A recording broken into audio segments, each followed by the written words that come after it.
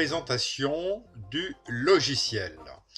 Dans cette séance, nous allons voir toutes les particularités de cette fenêtre du logiciel. Voici le logiciel une fois qu'il est ouvert. Nous avons ici trois grandes zones. La zone numéro 1 ici, qui est la zone où nous allons retrouver tous les outils, tous les éléments nécessaires qui nous permettront d'agir sur le montage que nous allons effectuer. La zone numéro 2 qui est représentée ici, avec cette grande fenêtre noire, c'est la zone de prévisualisation. C'est la zone dans laquelle nous allons retrouver cette fameuse fenêtre qui nous permettra de voir ce que nous réalisons au fur et à mesure.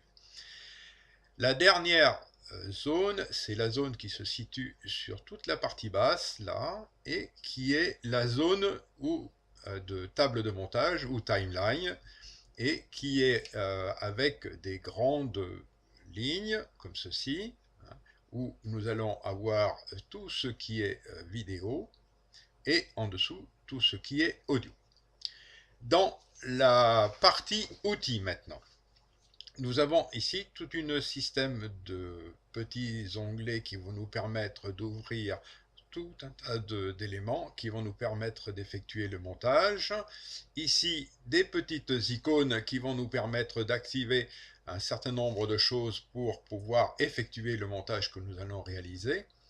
Et avec ici un certain nombre d'affichages. Et en dessous, nous avons des onglets qui vont nous permettre de naviguer sur les différents outils, hein, et pour faire ce montage.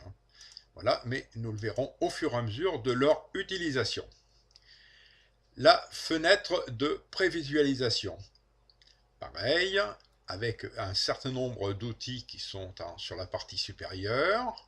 La fenêtre, comme je vous l'ai expliqué, de prévisualisation, dans lequel nous allons pouvoir voir tout ce qui est sur la table de montage et qui nous permettra de visualiser notre activité au fur et à mesure. En dessous, des boutons de commande, ce sont des actions, et c'est des actions comme on peut les voir un peu partout maintenant, avec pause, marche, arrêt, avance rapide, retour rapide, et ainsi de suite. Ces commandes ont le même qui est tout à fait reporté ici en bas. C'est exactement les mêmes boutons qui peuvent être actionnés ici ou ici. Avec sur cette phase de prévisualisation aussi, vous avez un certain nombre d'indications dont nous reparlerons plus tard.